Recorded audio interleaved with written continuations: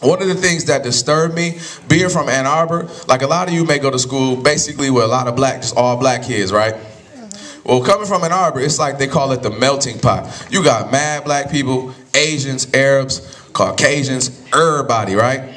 So you kind of encounter different things. I think that's a blessing in itself, but there's also different things. For instance, where I'm from, when you went to class on time, you got good grades.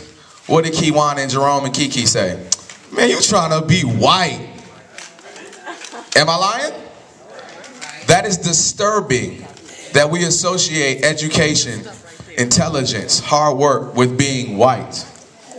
And so that is something that I'm hoping that this generation, you all are going to break that mold. That because you want to do better, because you want to be smart, because you want to be the work, be the class, be the things on time, you're being white.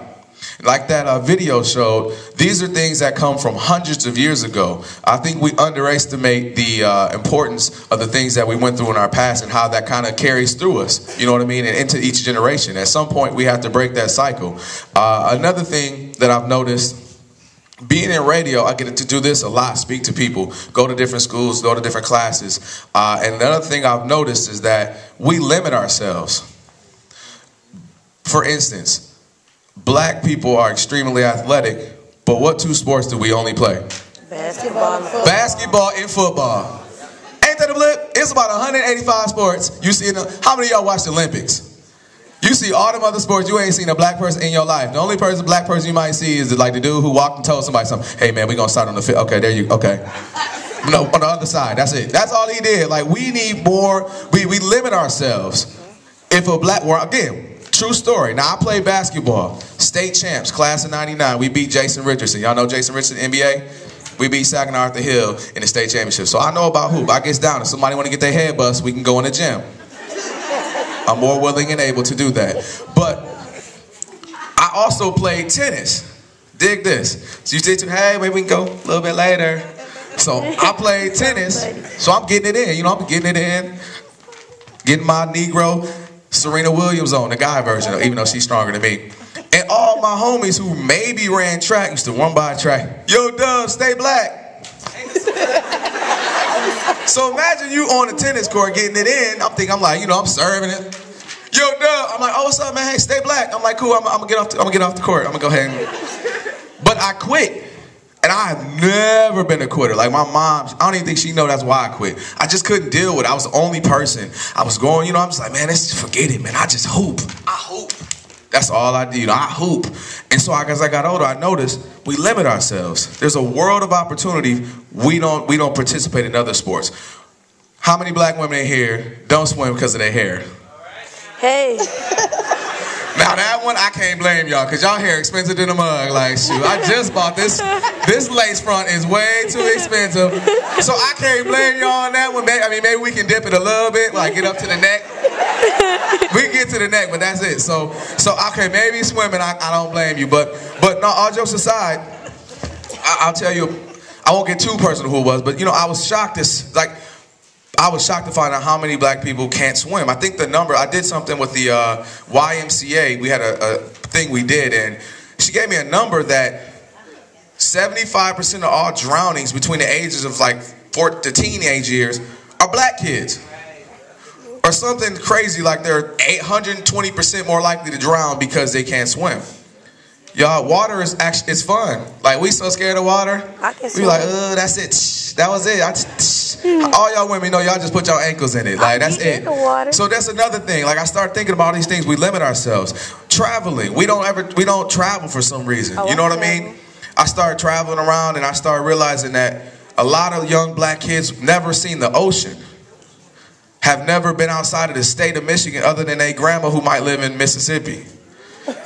Am I lying? No. Because I was the same way. You know, I grew up, I didn't go anywhere. I was 18, me and my boys hopped in the whip. We went to Daytona Beach. And I was like, that opened my mind. Like, wow, there's more. There's more than just Michigan. There's more than just these same old streets. And these are streets that we be rapping. I'm up, you know, Dayton Ave, Joy Road in Detroit. Like, we be ready to die for these regular old pothole infested streets. It's just a street.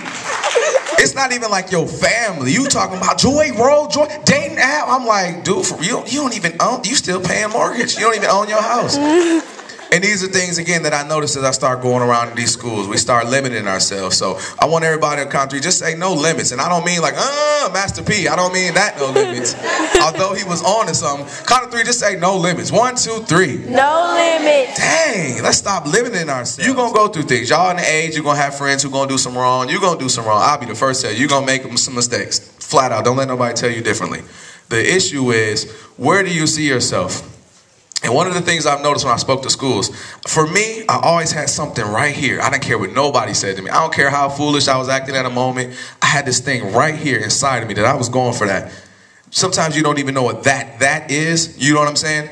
You may not know. You guys are young. You don't know what that is, but you should have something inside of you that burns. That you're like, I'm going there. I'm going to make it. You might detour a little bit, have a bad year. Ooh, a setback. But you should be going here. And I look into a lot of your eyes, not you all, but people your age. They don't have that. And that scares me because I couldn't imagine my life without that. I never saw myself as I didn't even, like, what is fail? I didn't know exactly what I was going to do, but I knew I wasn't going to fail. Right. And I see a lot of these kids. I'm like, oh, what's up? They're like, what's up, Dubb? I'm like, yeah, man. Hey, what you want to do? I want to be a basketball player. You're 19. It may not happen, homie. They taking kids early now in the league. You know... shout out to all my ladies who can do hair, but I tell, hey, what's up, how you know, what's your name? My name Reese. I'm like, what's up, Reese? I want to do hair. And I'm like, that's great, you should do your own hair. What else you want to do? I want to do hair. And I'm like, that's not follow me. In the black community, hair is very important. I mean, like, as soon as I leave here, I got to go do this live broadcast. Best believe I'm getting my hair cut after that. Because y'all looking at me now like, Dubb, need a lineup. But why not think I'm going to own my own shop? Why not think I'm going to own my own supplies? Because all y'all ladies need to get the lace fronts and weaves and the glue and all. Someone is making billions of dollars on that, and it's not African Americans. That goes back to limited thinking. We think I'll just do hair, not I'll create the weaves that these women are buying. I'll create these products that they need. Again, these are the things that I want to break the mold. We need to stop limiting ourselves. And this is, again, with the breaking of the cycles, I don't know how to, we parents, I'm going to let y'all deal with sex. Ooh, who said that? We need to just, I won't get too deep into that one, but just having children out of wedlock all the time, things happen. But when we start having 3s and 4s and the 5s and the 6 of them, and we're 22, I see she clapping back there. Yeah, I feel you. It becomes a trend, because what happens is you can't give your all to those kids who then have kids who act kids and when they're kids. You get what I mean? It becomes a cycle, y'all. And it becomes a cycle, and it's 2, 3 more generations we got to try to stop these things from. So I'm going to speed it up. They're looking at me like, get off the stage. But I just want to say to you, I'm so excited about the things that you're doing now and the potential that you guys have. And I hope to see you all 5 years from now doing big things. I hope when they do another DVD that you're on there and you're doing great things and you're speaking places. And like I believe his name was Stacy said earlier, the most important thing is once you've done well, don't leave and never come back. That's what happens with Flint. Becomes an export city. Makes great people, they leave. Psst, I'm out, and they never come back. You don't have to maybe live here the rest of your life, but you got to come back and you got to give back. Those things are important. So I'm not going to hold you up because they're already looking at me like, get off the stage. So I appreciate your time. I hope that I said something that stuck with you. You can always find me at Club 937. I'm there every day. So if you ever want to call, I promise you. If you call me, you just want to talk. If you want to come to the station and kick it with me, man, you're more than welcome to. KDubb at club937.com. That's the email address. If you want to get it from me later, that's perfectly fine. So I appreciate your time, and I wish you all much success, and God bless you all right?